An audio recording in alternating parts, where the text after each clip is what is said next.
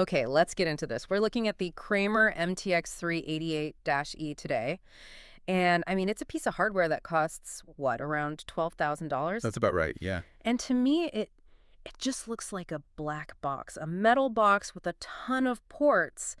But the spec sheets from HDTV Supply talk about it like it's the brain of a whole operation. So why? It's a really fair question. I mean, if you put this in your living room, it's just complete overkill. But for, say, a mission-critical control room or a big live presentation, this box is solving problems you probably don't even know are problems until they completely ruin your day. So what's the first big problem it solves? For 12 grand, I'm expecting a lot. Well, it tackles the black screen of death. Think about your TV at home. When you switch from, I don't know, your cable box to your PlayStation, what happens? The screen goes black for a second or two. Maybe it flashes the input name, and then the picture finally shows up. Exactly. And in your living room, who cares? But in a professional setting, that 2 or 3 second gap, it feels like an eternity. It looks amateurish. The SE in the name actually stands for seamless. Seamless. So it just gets rid of that gap completely. Entirely. No gap. How does it do that? Does it, like, predict what you're going to click? Not quite. It's basically a very powerful, dedicated computer that's keeping the video signal for all the outputs alive at the same time. So when you switch, it's just an instantaneous cut. No flicker, no black screen, no resyncing. It's just there. Okay, I can see that being huge for a live show. But the spec sheet also keeps mentioning Multiviewer. Is that just a fancy name for picture-in-picture? It's way, way more robust. This is an 8x8 matrix, so 8 inputs and 8 outputs. You can mix and match anything. And the standout feature is what they call dual quad view. Dual quad view. Okay, what does that actually look like on a screen? Imagine a security control room.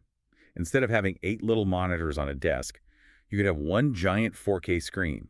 This box can take 4 of your camera feeds and tile them perfectly onto that one screen. Oh, I see. Or in a boardroom, you could have the CEO's video call on one half and a live sales spreadsheet on the other, all on one display. But wait, usually when you shrink a computer screen down, the text gets all blurry and unreadable. And that's where that price tag starts to make sense. It has built-in ProCamp scaling. It doesn't just shrink the picture, it completely reprocesses it. It makes sure the output is a perfect, clean 4K signal with what's called 4.4.4 color. Okay, you lost me. 4.4.4. It's a bit technical, but basically most video throws away some color information to save bandwidth. It's a compression trick. It looks fine for a movie, but for computer text it's awful. It makes the letters look fuzzy. This unit keeps all that color data so your spreadsheet text stays razor sharp. Got it. So it's safe for Excel. Now, looking at the back of this thing, 8 inputs, 8 outputs. I mean, my TV stand is a mess with just 3 devices. This sounds like a wiring nightmare. It absolutely would be if you were using regular HDMI cables. And that brings us to the other game changer here, HDBaseT 3.0. I see that acronym everywhere. Is that just like a better HDMI? It's a way to get rid of HDMI cables for long runs. HDMI signals start to get weak after, 15 feet? HDBaseT lets you send uncompressed 4K video, audio, power, internet, and even USB controls all over a single standard network cable. The same cable I plug into my router. The very same one.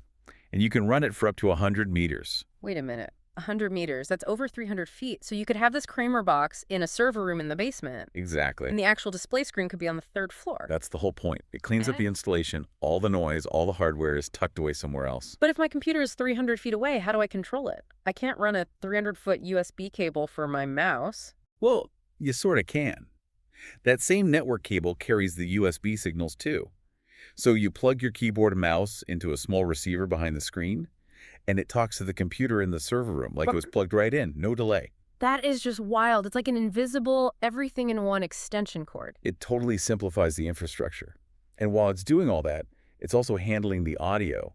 It has something called audio de-embedding. Which means what? That means it can pull the sound out of the HDMI signal and send it to a professional sound system, like ceiling speakers in a big room. So you're not stuck with those tiny, terrible TV speakers. Right. And I saw one last thing here. 802.1x authentication. That sounds very corporate IT. Your IT department would love you for it, yeah. Since this thing lives on the network, it could be a weak spot for security. 802.1x just makes sure only authorized devices can connect to it. It stops someone from just plugging their laptop into the random port and getting onto the corporate network. So if we step back for a second, we have a box that's scaling video perfectly, merging 4 screens into one, sending the signal a football field away over a single cable, and it's bringing the mouse, keyboard, and audio along with it. It's the brain of the room, really. It Right. does all the heavy lifting so the displays can just be displays. You know, that makes me wonder if this one box is doing all the work, the scaling, the processing, the input switching. Are we moving toward a future where the screens on our walls are just dumb glass? I mean, why would you even need a smart TV if all the real intelligence is sitting in a server rack 100 meters away? That's a great question. And honestly, that is the trend in high-end professional AV. Centralized intelligence, distributed glass. Something to think about. Thanks for listening to this deep dive.